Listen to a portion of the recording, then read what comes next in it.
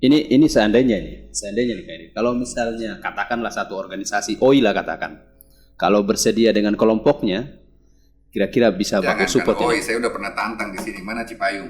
Mana kebunnya?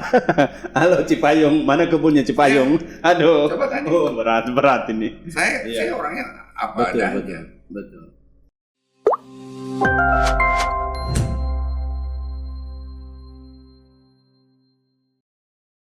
Ketemu lagi di Cuma Podcast pada malam hari ini. Ini kalau saya tidak salah sudah season yang kesekian. Nah, dan ini sepertinya season yang paling asik lah katakan. Meskipun ini nama podcast kita Cuma Podcast, tapi kita berharap dalam cuap-cuap Cuma Podcast ini ada nilai edukasi, ada nilai yang positif, informasi yang penting untuk disampaikan ke publik tentunya. Selamat malam Kak Erik. Ya, selamat malam Bung Sarif. Saya justru yang terima kasih. Iya. Persoalannya sesuatu yang dimulai dengan kata cuma. Iya. Coba ingat lagu percuma itu. Begitu mendunia. Begitu mendunia. Kan? Iya. Dan cuma itu kan berarti bahwa bukan cuma satu, bukan cuma dua, tapi akan ada yang seterusnya. Nah, itulah nilai filosofi daripada Cuma Podcast. Tidak hanya satu seri, dua seri. Iya. Dan mungkin dari tempat inilah lahir pemikiran-pemikiran kreatif atau bagaimana orang bisa mengadu apa ya? Karena namanya podcast kan pasti selalu ada pertanyaan dan ada jawaban. Itu berarti akan selalu terjadi debat antara objektivitas dengan objektivitas. Dan tentu saja saya berharap Cuma Podcast itu bukan sekedar podcast. Kan seperti itu, Bung Sari. Iya. Ini kita baru di awal. Kalau di narasumber yang lain, ini kita biasanya memberi informasi terlebih dahulu. Kalau ini sudah dikasih informasi duluan. Tapi itu kelebihannya teman-teman yang mungkin tidak sempat dilihat oleh narasumber lain. Karena saya begitu datang di tempat ini, saya ketemu dengan para jurnalis-jurnalis aktif, para aktivis-aktivis yang tentu saja pasti akan memberikan sesuatu ketika podcast ini berakhir. Bukan untuk kita sendiri, tapi juga untuk masyarakat banyak. Betul. Itu pasti terjadi. Ya, malam hari ini kita mau cerita soal tentunya pertanian karena Kak Eri kan di Kementan sebagai tenaga ahli tentunya. Nah, kita mau cerita-cerita ringan sih sebenarnya. Apalagi pasca bencana, banyak hal yang menjadi PR dunia pertanian kita, khususnya di Sulawesi Tengah. Dan dengan adanya pemerintahan Pak Rusdi Mastura saat ini, yang salah satu visi misinya itu adalah soal pertanian. Meskipun saya tidak spesifik ingin menyebutkan apa yang dilakukan, tapi kita mau dengar dari seorang tenaga ahli Kementan soal rencana-rencana apa dan sudah apa yang dilakukan oleh Kementan khususnya untuk di Sulawesi Tengah kira-kira. Ya, yang pertama saya mau bilang terima kasih, tapi ini kan cuma sekedar ini ya. Tapi saya itu staf khusus menteri, jadi bukan tenaga ahli. Jadi di kita itu ada staf khusus, juga ada tenaga ahli. Di staf khusus itu kita ada bertiga. Saya, Prof. Imam dan Joyce. Saya ini orang Sulawesi Tengah. Tidak mungkin bahwa ketika saya ada di sana kita tidak melihat dan membangun daerah sendiri. Karena gini, Pak Menteri itu selalu mengatakan sebelum kau membangun daerah lain, bangun dulu daerahmu. Supaya apa? Supaya ada yang dikenang ketika kau menjadi sesuatu. Pak Menteri itu selalu bilang begini, life is short, hidup ini sangat singkat. Life is lovely, maka buatlah hidup ini selalu berarti. But life is legacy, maka hidup ini harus meninggalkan warisan. Nah, bayangkan kalau selama saya berada di Kementerian Pertanian tidak ada yang saya buat untuk Sulawesi Tengah. Sayang sekali dong. Ya. Dan kebetulan sudah beberapa kepala daerah termasuk Kak Cudi itu bertemu langsung dengan Pak Menteri. Di Kementerian Pertanian itu tidak ada lagi yang namanya bantuan, yang ada program. Kenapa? Karena kalau bantuan itu seperti yang terjadi sebelum Pak Menteri ini kan pamong asli. Dia pernah jadi lurah, dia pernah jadi camat, lengkap, kepala desa, bupati, kan gitu, wakil gubernur, hampir 40 tahun lah, 25 tahun sampai 40 tahun menjadi seorang birokrat yang betul-betul tahu persoalan di bawah. Maka ketika beliau menjadi Menteri Pertanian, tagline-nya yang dimunculkan adalah maju, mandiri, modern. Pertanyaannya adalah apakah pertanian Sulawesi Tengah juga sudah maju, sudah mandiri, dan menggunakan alat-alat yang modern? Kan itu. Oke, saya jawab satu-satu. Misalnya, sekarang banyak petani yang dapat kur. Iya, banyak sekali kur itu. Itu kan program, dia bukan bantuan. Kalau bantuan kita kasih, tidak ada ikatan, tidak ada rasa memiliki dari orang yang dibantu. Karena dia berpikir tahun depan dapat lagi. Tapi ketika ini program, misalnya yang baru-baru saja tadi itu RITSI itu semacam program pemberdayaan para petani, peningkatan kapasitasnya, penyuluh kemudian dibekali dulu. Lalu apa yang mau dibuat di sana? Bikin konsepsi ekonominya. Tadi saya baru pulang dari Duyu, tiba-tiba kita terlintas bahwa ini pertanian anggur bagus sekali, ini perkebunan anggurnya. Pinggir jalan tuh. Ada Kapus Selatan tadi saya bawa dengan yang dari SOB. Mereka bilang, Pak, kenapa kita nggak pakai itu ya? Kenapa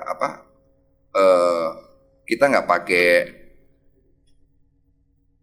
perkebunan anggur ini kita buat seperti smart farming. Smart farming itu apa? Bahwa kau tidak perlu lagi menyiram, kau tidak perlu lagi lepas pupuk, tapi semua dikendalikan dari handphone. Keren. Nah itu. Keren. Itu yang akan kita buat di Duyu. Di Duyu. Misalnya. Lalu di Duyu itu ada kawasan sagu. Kemarin kita baru pertemuan di Makassar melibatkan Kajati se-Sulawesi dengan Jam Intel, juga Kapolda, Pangdam. Kesepakatan kita adalah apa?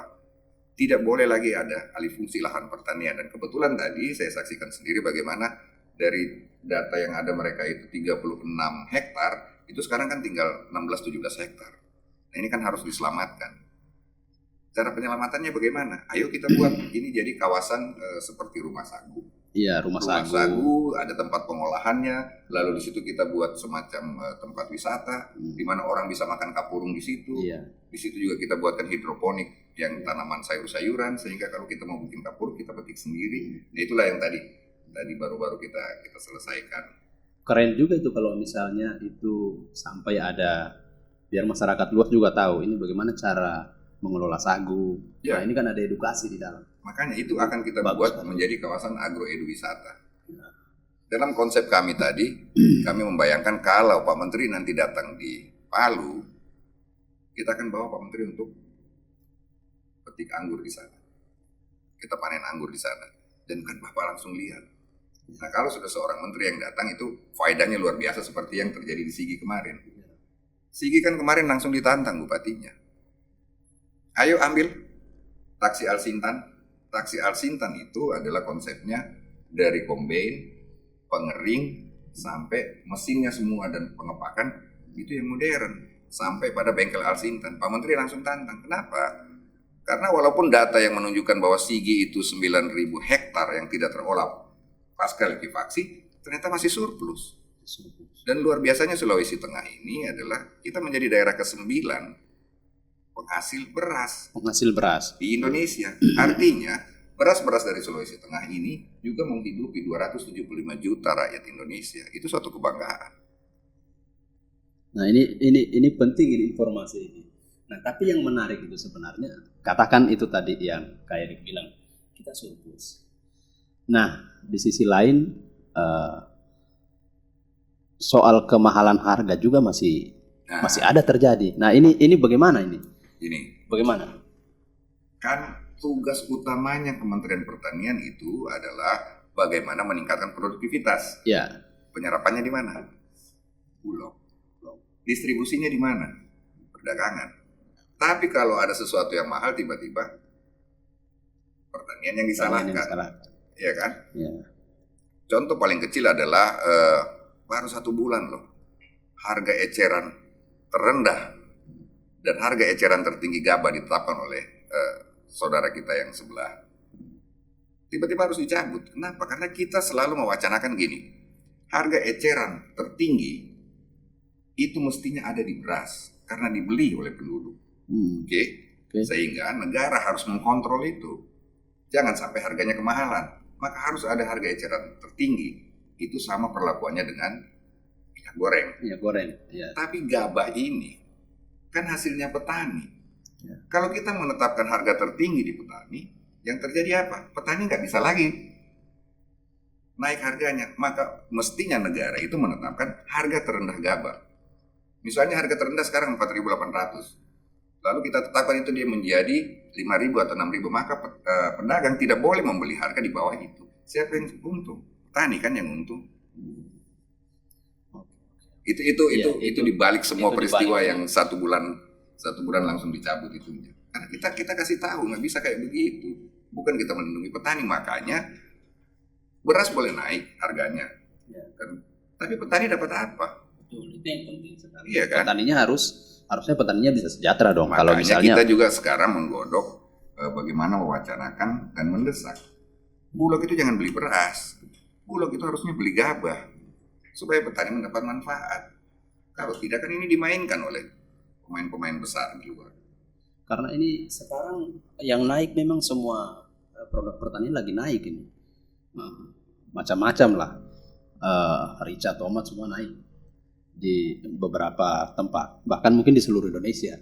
Nah, tapi yang menarik kemudian kalau misalnya memang dalam perjalanan Kementan yang saat ini bisa memberikan poin bahkan nilai kesejahteraan yang lebih kepada petani, itu memang yang luar biasa.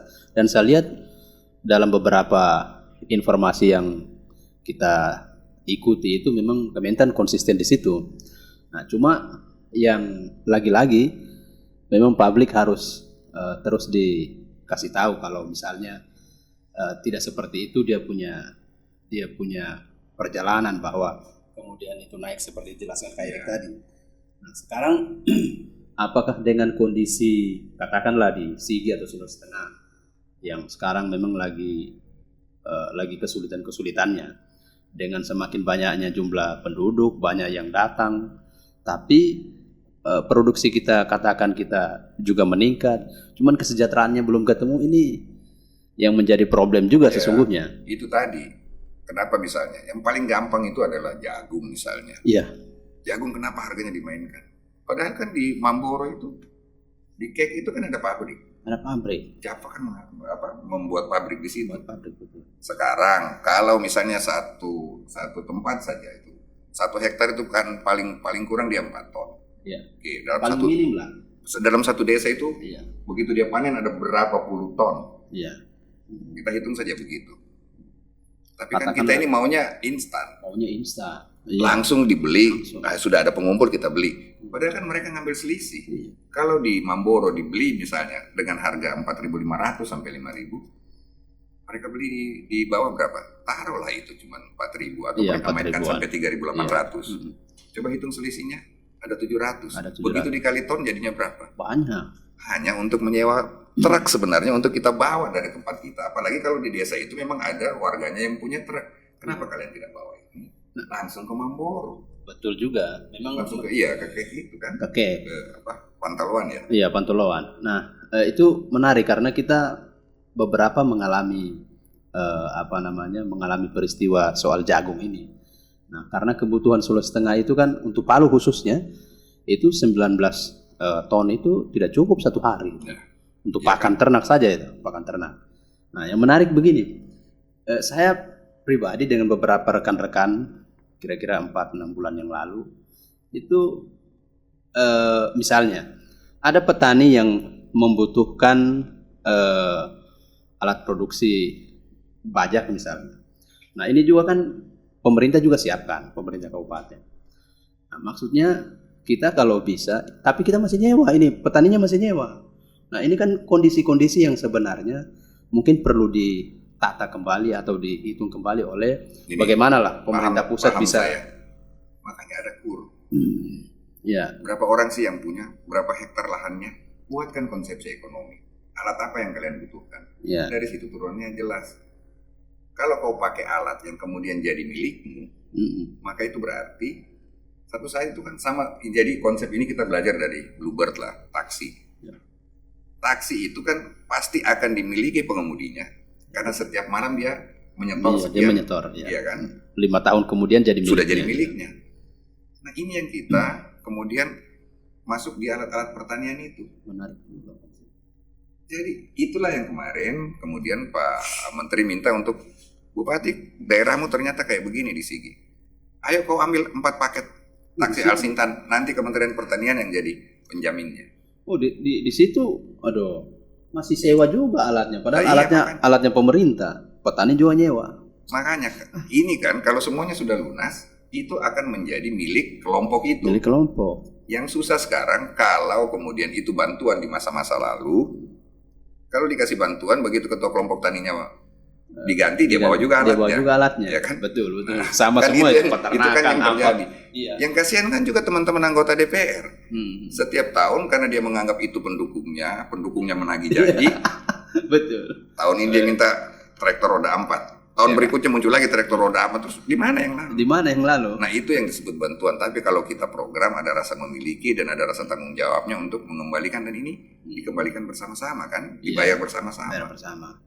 Kenapa penting itu? Misalnya tanpa menggunakan alat pertanian, kau misalnya cuma 4 ton, tapi begitu kau menggunakan alat pertanian bisa meningkat sampai 6 sampai 7 ton.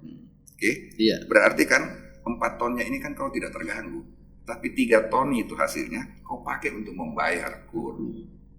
Ini memang harus nggak tahu lah apakah kemudian para penyuluh pertanian itu dibekali informasi-informasi yang brilian seperti yang disampaikan Khairi pada malam hari ini.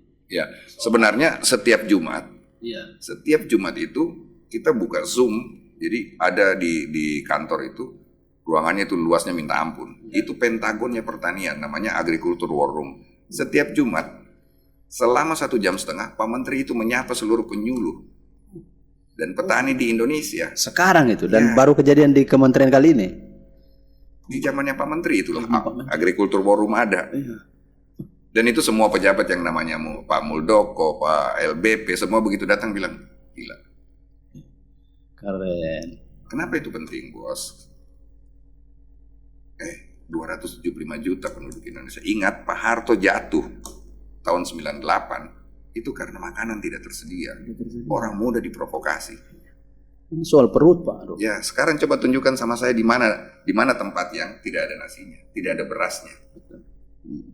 Ini kejadian kemarin misalnya di Bekasi, 2.100 hektar itu sawah yang terendam. Iya. Tapi karena kita menggunakan varietas yang menurut saya itu luar biasa, pemikirannya Pak Menteri yang luar biasa, itu yang digunakan adalah Impari 300 yang tahan terendam selama 7 hari. Maka ketika hari ketiga kita turun dan melakukan operasi di sana, padinya bangkit lagi. Kan Varietas itu ya? Varietas itu. Dan panen raya ini di Parigi Motong itu adalah tempat yang paling banyak mendapatkan IP 400. Apa IP 400 itu? Bahwa dalam 1 tahun kalian akan 4 kali panen. Itu IP 400. Itu IP 400. Coba bayangkan, dulu kita panen berapa kali? 2 kali. 2 kali paling, paling banyak. 2 kali terus ada loss di situ. Iya. Berapa banyak kerugian itu? Pemikiran-pemikiran itu muncul ketika misalnya Pak Menteri dan rombongan pulang dari Itali menerima presidensi G20 yang kita tuan rumah kemarin. Selama 3-4 hari itu cuma diceritakan tentang climate change yang sekarang terjadi. Dan walaupun banyak orang tidak percaya, tapi kan lihat kenyataannya. Pak Menteri itu begitu turun di bandara, tiba-tiba minta, besok saya mau ketemu semua profesor ya. Kita kan bingung, apa ya Bapak mau bicara ini. Nah kita baru pulang dari luar dan menerima materi seperti itu. Tahu enggak, begitu jam 10 ketemu semua profesor-profesor itu, Pak Menteri bilang, selama 3-4 hari kita cuma dikasih ceramah tentang akan terjadinya perubahan cuaca yang ekstrim luar biasa. Iya. Maka saya minta, karena saya ini cuma punya konsep, kalian ini adalah profesor yang jago-jago, siapkan saya varietas yang tahan terhadap banjir dan tahan terhadap kemarau. Iya. Lupakan soal birokrasi yang harus dipotong, bahwa ini harus melewati ini. Tidak, tapi kalau kalian yakin karena kalian ahlinya, kita harus siapkan itu. Jangan nanti sudah terjadi baru kita melakukan. Itulah hebatnya komandan kita ini. Kali kalau bekerja sama dengan orang yang kayak begini. Visioner. Jadi memang ini karena pengalamannya ya. Nah, 98 kan Sulawesi Selatan itu kan menjadi penyuplai Indonesia ketika terjadi krisis itu. Berdasarkan itulah kemudian Pak Menteri belajar dari pengalaman itu lalu diterapkanlah sama kita. Nah, ini semakin menarik ini cerita kita malam hari ini. Nah, yang menarik yang lain juga, ini kan kita tadi cerita padi, Erik. Nah, sekarang beberapa waktu yang lalu kita juga sempat dihebohkan di beberapa media soal tempe. Nah, padahal kita punya penduduk ini pemakan tempe. Betul. Nah, ini kan soal ini bagaimana mengaturnya khusus di Sulawesi Tengah, Erik? Apakah ada proyek atau ada tempat yang memang dikhususkan ada mau dikembangkan? Karena tadi kan sagu kita sudah dengar. Kita itu menyiapkan semuanya. Tapi apakah pemerintah daerah mau menyediakan lahannya? Buat kita di Kementerian Pertanian ada 2 hal yang harus ini. Yang pertama adalah lahannya tidak bermasalah. Lahannya tidak bermasalah. Oke, begitu itu clear, penggarapnya ada. Kan banyak dari antara kita yang punya lahan warisan. Tapi begitu yang menggarap siapa? Nah, ini kan juga jadi soal. Kita menyiapkan benih-benih unggul sekarang. Kita menyiapkan tenaga pelatihan, kita menyiapkan mesinnya. Benih-benih unggul itu apakah bisa diakses oleh masyarakat langsung atau kelompok? Itulah yang saya bilang tadi. Oke. Karena ini disediakan oleh negara, maka bagaimana cara mengontrolnya? Lewat kelompok tani. Lewat kelompok tani. Kan kita bisa menagih di kelompok tani. Kalau orang per orang kita jadi susah. Nah, ini wajib ini ditonton ini sama para kepala dinas provinsi maupun kabupaten, termasuk bupati atau wali kota. Biar ketahuan ini. Siapkan tanah yang tidak bermasalah. Ya. Kementan siapkan bibit. Apa lagi? Tidak ada yang kurang. Saya hampir tiap hari mendampingi Bapak untuk menerima kepala-kepala daerah, bahkan pimpinan-pimpinan organisasi. Menteri itu selalu bilang begini, aduh, kalau cuma 10-20 hektar, 100 hektar, jangan ke sini. Pergi ke dinas. Kalau kalian datang di Kementan, coba mana lahanmu yang masih tidur, yang sekian banyak itu. Kan lahannya ada dan kemudian penduduknya. Jadi ini, pertanian itu kan agrikultur. Betul. Bukan cuma sekedar bertani, tapi dia adalah budaya. Budaya, betul. Maka budaya bertani itu ada di mana? Ada di Sulawesi Selatan, ada di masyarakat Jawa, ada di masyarakat Bali, ada di masyarakat Sumatera Utara. Kalimantan itu budayanya apa? Berburu. Maka ketika kita menempatkan program itu, misalnya food estate di Kalimantan, dia harus dekat dengan kompleks transmigran, perumahan-perumahan transmigran. Mereka lah ini yang mempunyai budaya untuk bertani tanpa menafikan masyarakat lokal. Tapi dalam pembagian lahannya dan pekerjaan itu bisa perbandingannya 7:1. Supaya gagal itu menurut Pak Menteri pasti terjadi. Tapi gagal itu tidak boleh lebih besar daripada yang berhasil. Cocok. Kan begitu. Betul. Saya setuju itu. Memang tidak boleh lebih besar dia punya kegagalan daripada keberhasilan. Maka Sulawesi Tengah itu kan misalnya yang merah, kita punya petanya loh. Oh begitu kan? Sulawesi Tengah itu yang merah adalah cabai dan bawang merah. Tapi kalau terjadi sesuatu kita udah tahu cabai ini bisa di drop karena ada daerah berlimpah di Sulawesi Selatan, ada ini dari Brebes untuk bawang merah. Maka kita udah hitung berapa kebutuhannya ini.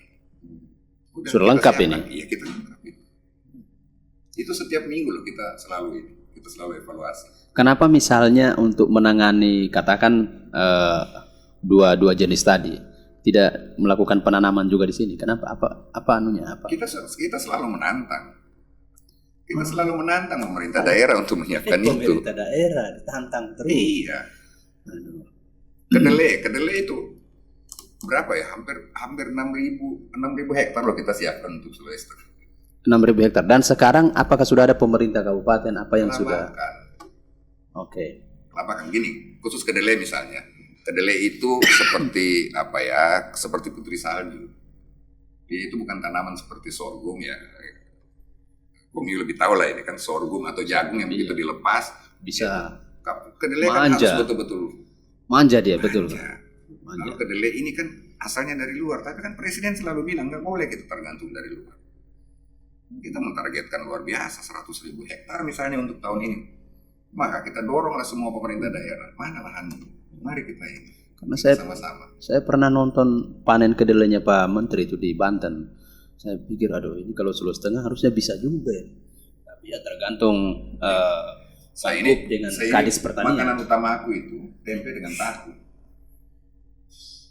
Jujur waktu terjadi krisis kedelai di awal-awal itu, waktu awalnya perang Ukraina sama ini, apa tahu Bapak bilang? Semua pejabat eselon 1, eselon 2 sampai eselon 3 berhenti dulu makan tempe sebelum kita bisa atasi krisis. Dan itu kan tantangan, challenge yang selalu diberikan Bapak sama kita. Disuruh berhenti dulu makan tempe dengan tahu. Supaya kita dapat bagaimana caranya mengatasi semua ini. Nah, itulah komandan. Oh, baru kesana kemari. Mudah-mudahan lah kalau misalnya upaya apa yang karena Kak Erik sudah ada di sana bisa memberikan informasi banyak, bahkan bisa mengerjakan banyak untuk Sulawesi Tengah. Jadi memang Kementerian Pertanian juga tidak tutup mata bahwa kita nggak bisa sendiri. Makanya di mana-mana misalnya kita mengajak TNI, kita mengajak, makanya ada kerjasama misalnya dengan Panglima TNI, ada kerjasama dengan Kapolri untuk memanfaatkan lahan-lahan yang ada yang menjadi milik mereka. Kenapa kita bisa tahu gitu? Satu saat kalau teman-teman ke Jakarta, kita masuk di Agrikultur War Room itu, lalu kita klik satu desa yang bahkan tidak ada sinyalnya sekalipun. Bisa. Karena kita pakai Sentinel, satelit, dan standing crop. Yang paling bawahnya itu adalah 10 kali 10, jadi biar lubang hidungnya PPL atau petani di situ bisa kita lihat dengan jelas. Lalu di situ jelas ini dia tanamnya kapan. Ada datanya, maka akan kelihatan warnanya berubah. Dari situ kan kita tahu dengan kapasitas lahan begini, dengan perlakuan seperti ini, panennya bulan ini dia menghasilkan sekian ton. Itu semua tempat itu by titik koordinat Indonesia. Iya, makanya kan dikenal itu poligon. Kalau saya turun ke teman-teman PPL atau ada teman-teman yang minta bantuan program apa, selalu PPL-nya saya langsung WA, kirimkan poligon. Saya masuk di ruangan itu. Di poligon itulah titik koordinatnya, lalu kita ketik. Dan nanti di layar kalian lihat, nah ini tempat detail. ini. Jadi orang tidak lagi bisa menipu. Pak Menteri itu adalah orang yang tidak mau datanya itu adalah cuma data di atas kertas. Ada beberapa kejadian yang dia bilang lahannya ada segala macam. Begitu kita lihat dari satelit, kenapa ada rumah di situ? Kenapa ada ini? Betul. Nah ini semua kan.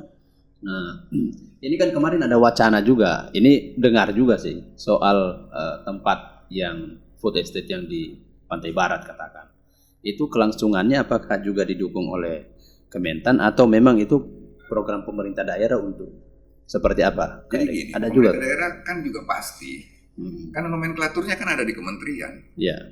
Mau tanam apa segala macam, bibit unggulnya dari mana?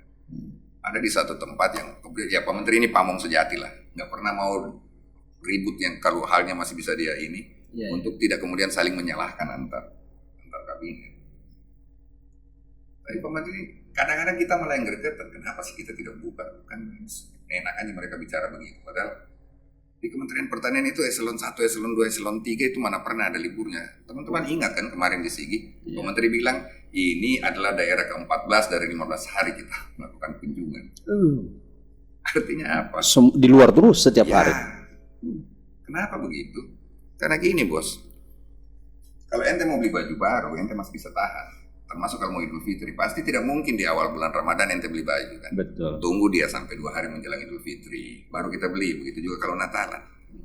Kalau rumahmu bocor, tidak serta-merta kau tempel di atas, ya kan? Taruh ember dulu, tampung lewat ember. Proses dulu kan? ya. Tapi sekarang bos, kalau ente butuh makanan, tak bisa, harus itu kuncinya. Itu yang menjadi semangat ketika Pak Menteri bilang begitu. Kenapa kita punya ini begini? Karena apa yang kita lakukan itu adalah ibadah, menembus langit. Kita memberi makan. Itu yang dilakukan oleh Kementerian Pertanian. Soal makan kan? Iya. Gitu. Nah, sebenarnya banyak hal yang masih bisa kita gali dari informasi-informasi malam hari ini. Nah, tapi mungkin bisa satu lagi soal apa namanya? Masih tentang pertanian juga. Nah, kita ini kan Sulawesi Tengah ini sudah begitu banyak orang masuk. Katakanlah pekerja-pekerja yang dari luar. Ini butuh pasokan makanan yang besar. Yang anehnya itu daerah lain yang menyiapkan suplai paling besar. mulai dari telur sampai apa segala macam. Ya. Nah, dan saya kira pasti Menteri Pertanian maunya sih pasti daerah itu bisa menyangga sendiri. Nah, ini bagaimana ini? Kan persoalannya alih fungsi lahan itu kan terjadi di mana-mana. Ini lagi masalahnya. Padahal alih fungsi lahan itu berdasarkan Undang-Undang 41 tahun 2019 pidana hukumannya.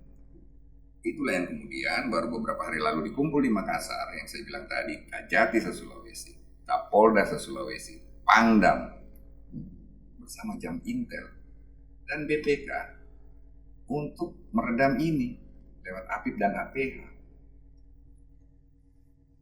Yang jadi soal selama ini masyarakat juga tidak pernah mengadukan itu secara terbuka sehingga kita juga tidak punya pintu masuk untuk itu kan. Nah sekarang kemarin udah ditangani langsung oleh Jam Intel. Ayo jangan ragu-ragu kalau terjadi.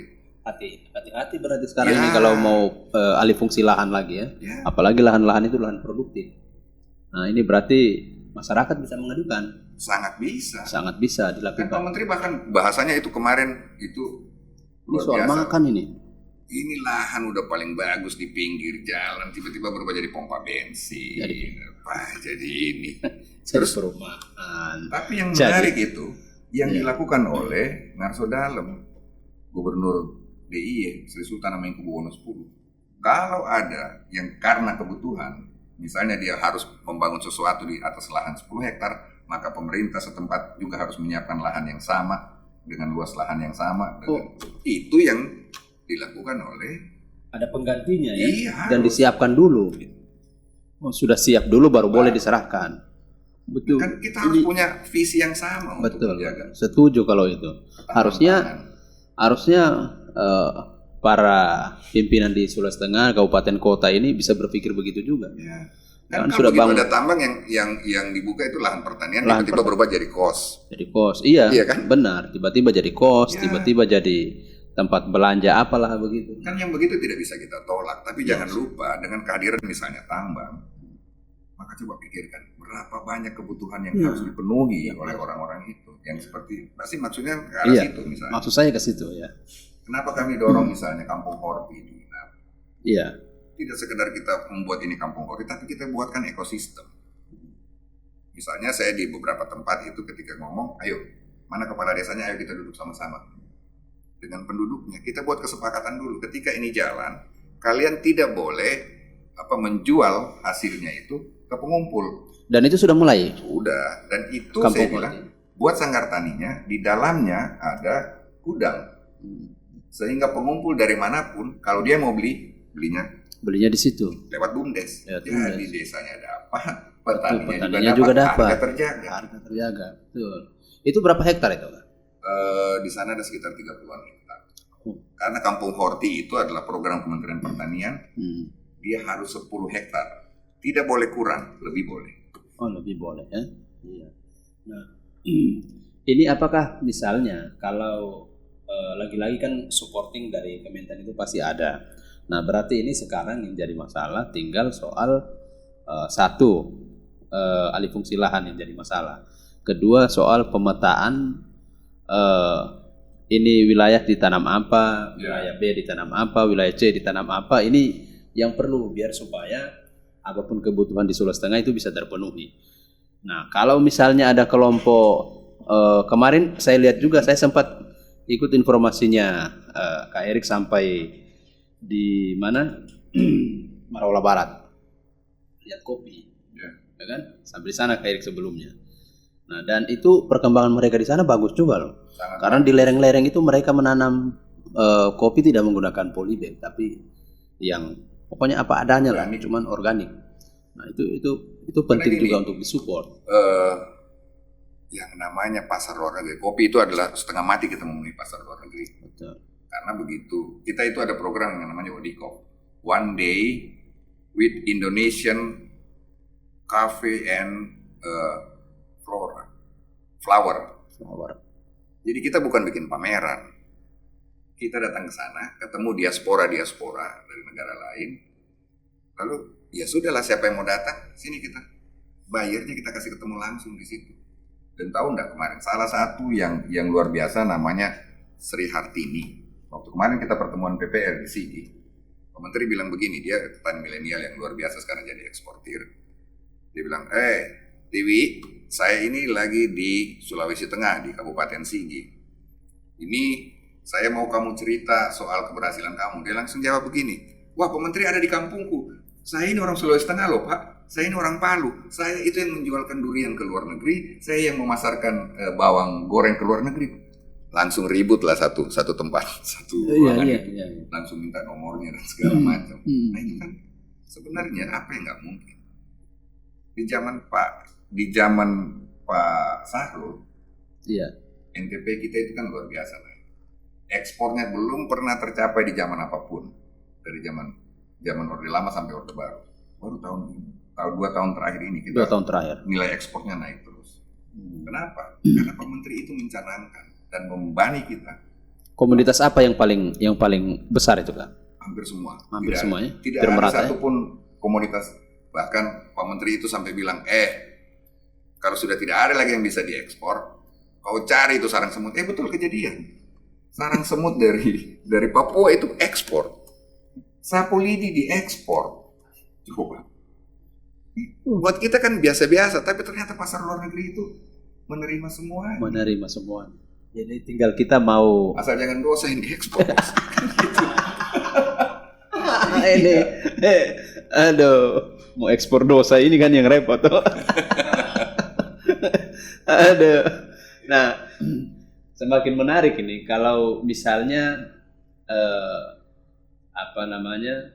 kalau kemudian tadi soal beras sudah, soal yang lain-lain sudah. Tinggal betul-betul ini yang perlu diedukasi ini adalah soal bagaimana sih sebenarnya posisi pemerintah itu di dalam di kelompok tani misalnya yang membutuhkan kur tadi. Nah ini kan mestinya pemerintah kabupaten ini selalu punya problem itu begini. Ya sudah diserahkan dokumen untuk mendapatkan kurnya, kemudian yang jadi masalah kalau dia tidak memiliki jaminan yang jelas, padahal ada sertifikatnya. Nah ini kan keluhan petani terlalu ketinggian ini bunganya. Nah ada tidak kemudian di Kementan itu mungkin bisa campur tangan untuk soal yang kayak begituan. Tahun 2020, langsung ke bank misalnya. Tahun 2020 pemerintah memberi kita kur 50 triliun. Yang kita gunakan berapa? 54,7 triliun. Yang macet berapa? 0,03%. Coba. Oke. Iya. Dan tahun kemarin kita gunakan udah 107 triliun. Kenapa ini berhasil? Karena kita dampingi mereka. Kita dampingi mereka dan kita adalah bagian dari penjamin. Ketika proposalmu masuk misalnya, kenapa saya harus mendapatkan bantuan seperti ini? Kan kita hitung nih. Pak Menteri itu selalu bilang begini, mulai dari kau kasih bersih lahan, kau harus hitung berapa orang yang kerja. Kau hitung minum kopinya, kau hitung makannya. Jadi misalnya 1 hektar itu, kau sudah kasih makan dia nasi padang, kau kasih minum dia Coca-Cola, ditambah dengan nanti alat pertanian, taruhlah 1 hektar itu, dia bilang 7-8 juta, Anda kasih naik lagi. Dan itu bisa sampai 15 juta per hektar. Tapi kemudian kita dampingi.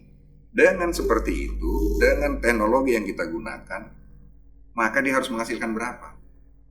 Itu menjadi bagian dari pertanggungjawaban kita. Yang salah kan gini, kalau di daerah kemudian kur kau kasih, kau minta lagi bagianmu. Itu yang repot biasa. Kan itu yang akan susah. Lalu kau tidak dampingi. Tidak dampingi. Padahal kau yang harus beli ini. Karena kau adalah penjaminnya. Kalau kau penjaminnya, apalagi kita yang bawa off taker, kita yang bawa pembelinya, itu kita awasi betul. Nah kalau sebagai pembeli tentu kau tidak mau rugi. Kalau perlu lebih kan. Ini saya lihat ini kalau misalnya seandainya ini kalau teman-teman jurnalis ini dikasih model yang kayak begitu untuk bertani juga, ini kalau siap kita kira-kira bagaimana? Saya maaf kata ya, saya sudah sering bilang loh sama teman-teman jurnalis. Iya. Ayo mana? Sanger itu 2 tahun lalu saya buka. Itu dimulai dengan teman-teman jurnalis ketika COVID lagi tinggi-tingginya. Karena di sana tidak rica dengan tomat itu masih datangkan dari luar. Saya bilang bagaimana kamu ini orang Manado hidup ini, sedangkan rica ini kebutuhan pokok. Iya kan? Kenapa kau masih kasih datang dari luar? Ada enggak kau punya lahan? Anak-anak online di sana. Akhirnya malam kita sepakat diskusi. Saya minta lah BPTP, kan kita punya UPT. Betul. Namanya dulu BPTP ya, apalagi kajian teknologi pertanian. Iya. Sekarang menjadi BSIP. Saya minta mereka datangkan tenaga expert, bawa bibit, latih anak lagi. Jadi Dimulai dari 12-13 orang. Lalu berapa bulan kemudian, itu kan karena didampingi terus, betul. berhasil luar biasa. Terus mereka bilang begini, bos, bagaimana caranya kita orang mau jual? Ini lagi COVID kan. Ya. Saya bilang, kamu satu pulau ini, buat teman semua kamu di Facebook. Coba kau foto, baru kau kasih tahu berapa harganya per kilo, baru kau bilang di situ. Orang antar sampai di dapur. Sederhana. Meledak ini barang. Sederhana, Pak. Coba. Iya kan? Sederhana. Jadi bagaimana kita memanfaatkan era digital sekarang? Sederhana Positif sekali. kan? Betul, sangat positif. Dan itu bergulir. Tahu nggak begitu saya ke 1 tahun berikutnya, mereka sudah ekspor ke Ternate, mereka ekspor ke Balikpapan. Iya. Antar Dan kota. hebatnya bupatinya, saya salut sama bupatinya.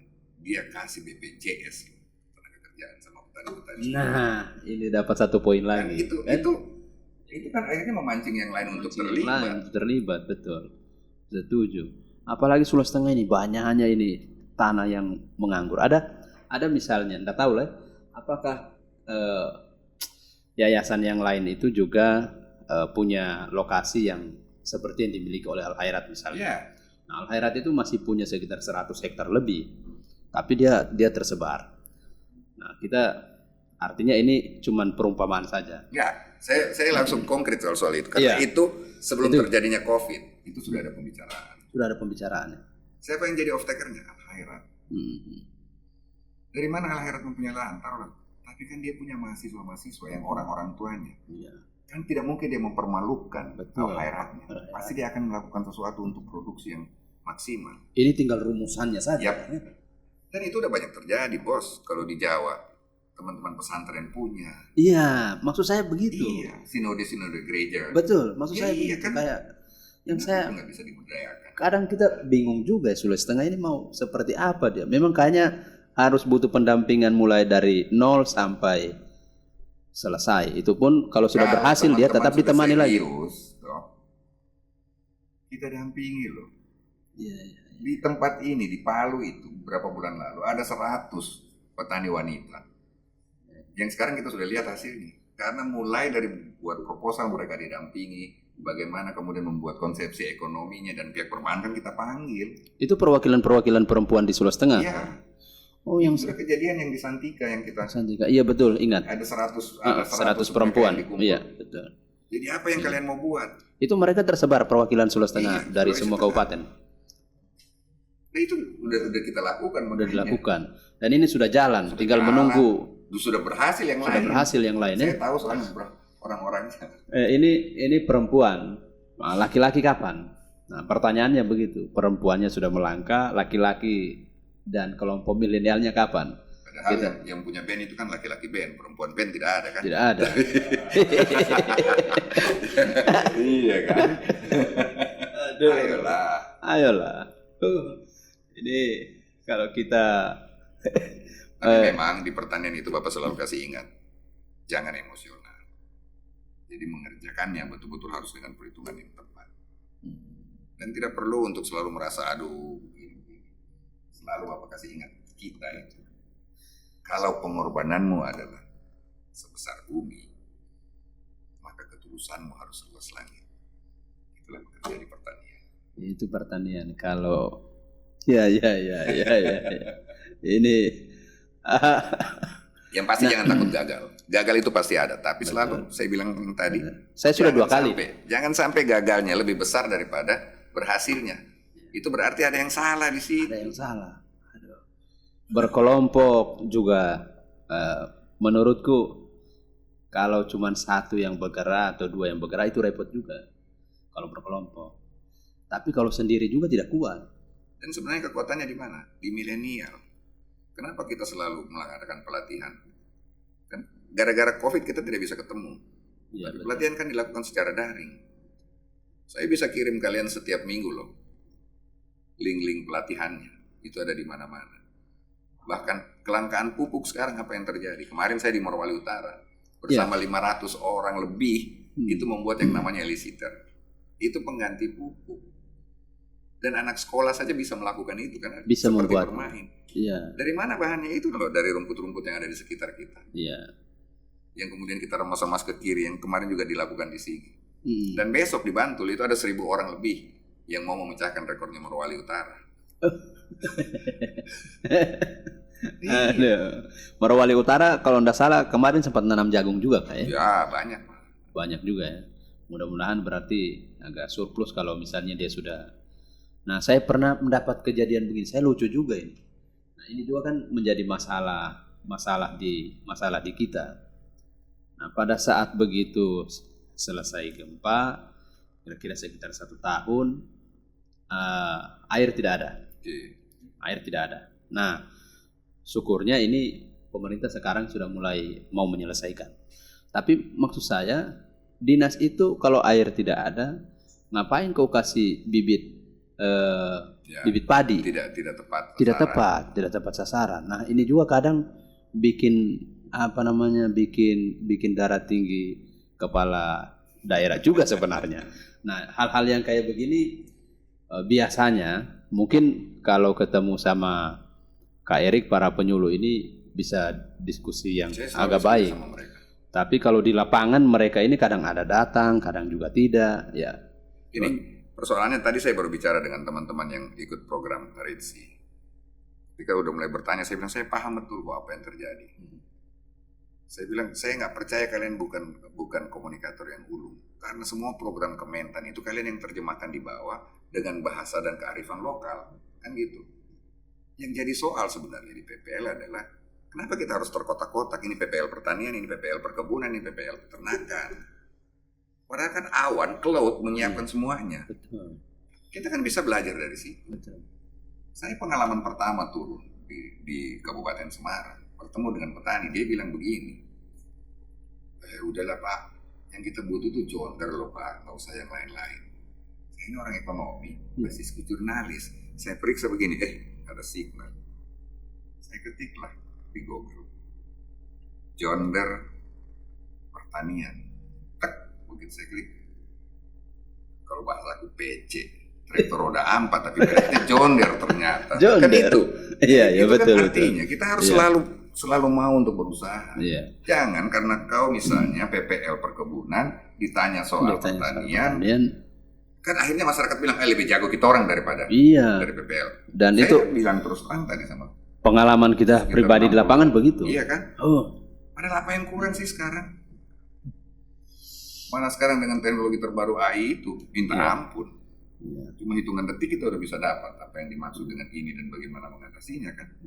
Ini seandainya nih Kak Eri. Kalau misalnya katakanlah satu organisasi OI lah katakan, kalau bersedia dengan kelompoknya, kira-kira bisa baku support ya. Saya udah pernah tantang di sini. Mana Cipayung? Mana kebunnya? Halo Cipayung, mana kebunnya Cipayung? Aduh. Coba tanya. Berat ini. Saya orangnya apa adanya. Betul.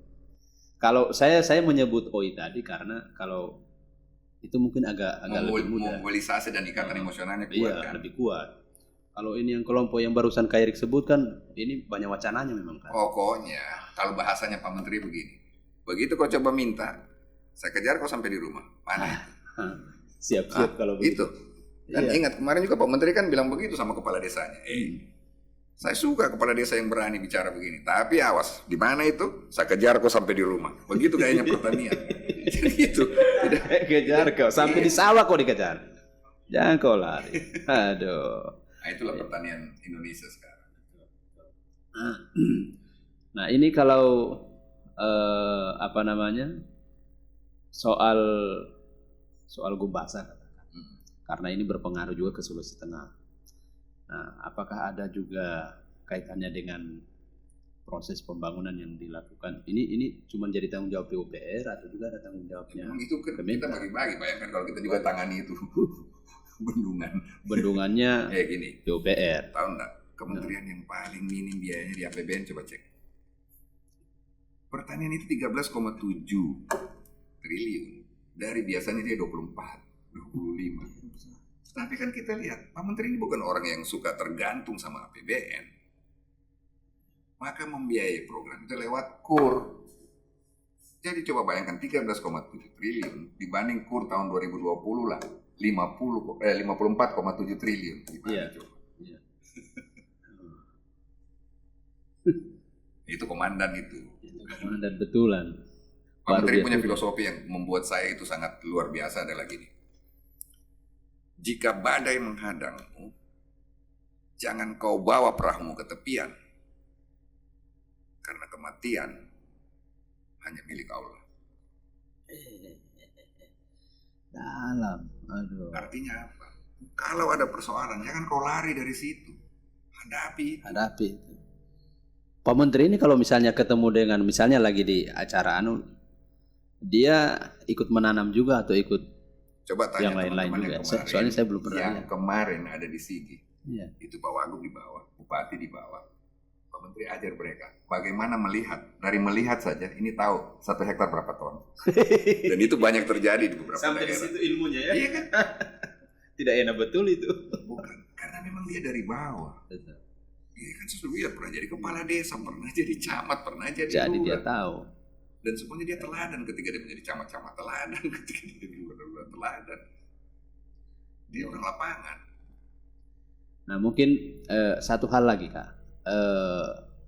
Sebelum ini berakhir katakan, ini kan kita tadi di awal Kak Erik sampaikan kita itu harus ada nilai yang tertinggal dengan keberadaannya Kak Erik di sana. Nah kira-kira yang paling ingin diperbuat atau dilakukan atau ditinggalkan Kak Erik untuk Sulawesi Tengah saat berada di lingkungan kementerian itu, persembahan apa yang kira-kira yang paling Kak Erik punya cita-citakan sendiri secara ini Sulawesi kepada Tengah orang ini, daerah? Maju kena mundur kena. Di dalam kita harus menyiapkan kebutuhan dengan bermunculannya pabrik. Oke. Keluar kita menjadi penyangga IKN. Betul.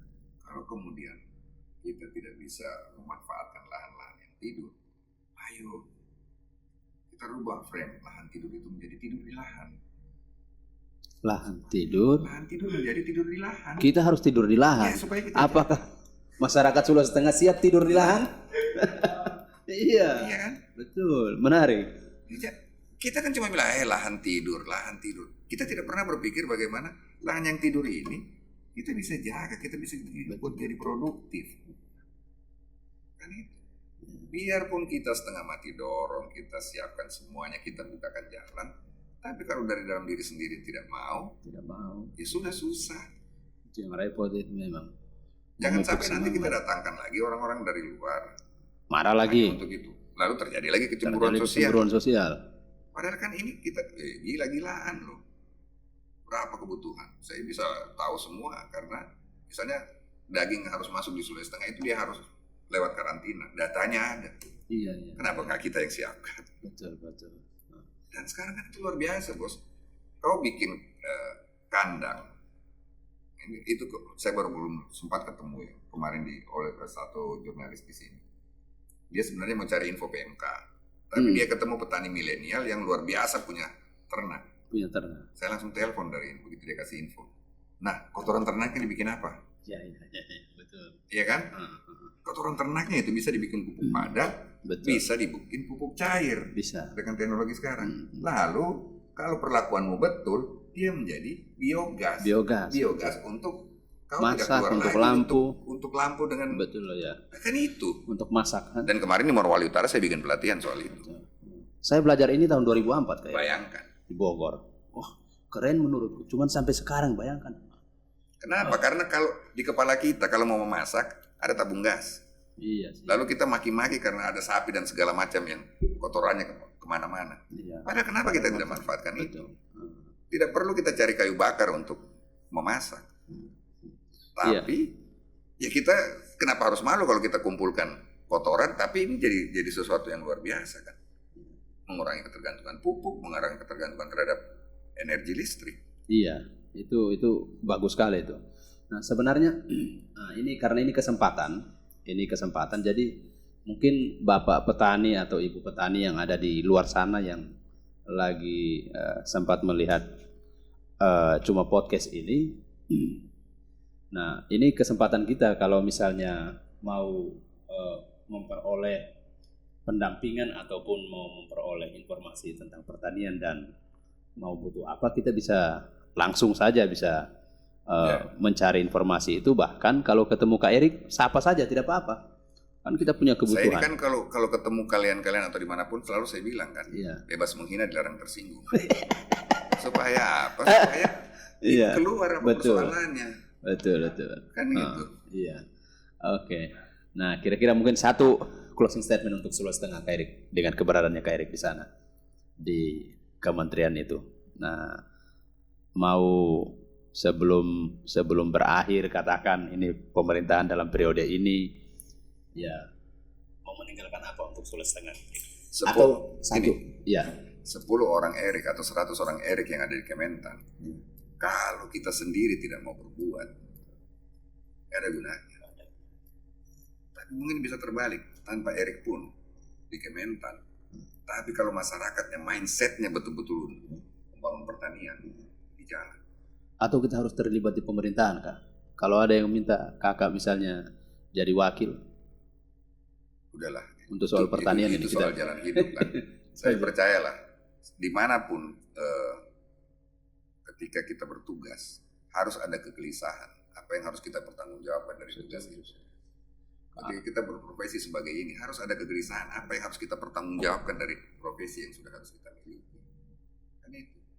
Tidak penting kau menjadi siapa, tapi bagaimana kau menjadi sesuatu sekitar. Kan itu. Iya. Ya. Tapi bukan baku isi ini. Bukan baku isi ini. Tapi itu sebenarnya yang harus ini. Ini sampai kita susah mau memutar lagi kata-kata untuk kira-kira mau. Saya bisa begitu karena kau pancingnya bagus. Kan gitu. Nggak bisa, nggak boleh ada orang selalu merasa dia hebat sendiri, nggak ada. Aduh, bukan baku isi ini, tapi diisi terus. Saya kira waktu kita juga yang kemudian membuat kita harus menyudahi dulu cuap-cuap kita pada malam hari ini. Ini kayak Yosi Luki, stop cuap-cuap apa lagunya dulu itu. Kita senang sekali dan ucapan terima kasih sekali kepada Kak Erik karena sudah meluangkan waktu dalam kesibukan yang sudah luar biasa pada hari ini. Bayangkan mungkin belum tidur gara-gara ini, bukan saya tapi Pak Direktur, Pak Kak Erik yang baku telepon-telepon begitu. Bukan. Saya menyadari bahwa Kementerian Pertanian dan apapun yang kita lakukan itu dalam era sekarang tidak bisa. Sudahlah, yang menjadi ustadz, yang menjadi pendeta itu adalah dirinya. Yang tangan kanan memberi, tangan kiri tidak boleh kasih tahu. Tidak boleh tahu. Zaman sekarang tangan kanan memberi, tangan kiri tampeleng kalau perlu supaya orang tahu apa yang kita lakukan. Kan itu. Iya. Oke. Ini kalau kita sambung terus ini. Iya, terima kasih atas kehadirannya dan kami berharap tidak bosan-bosan untuk hadir di studio kami. Kami ucapkan terima kasih sekali lagi bersama kru sekalian. Saya Sarif, saya pamit. Selamat malam. Dadah. Thank you, Rip.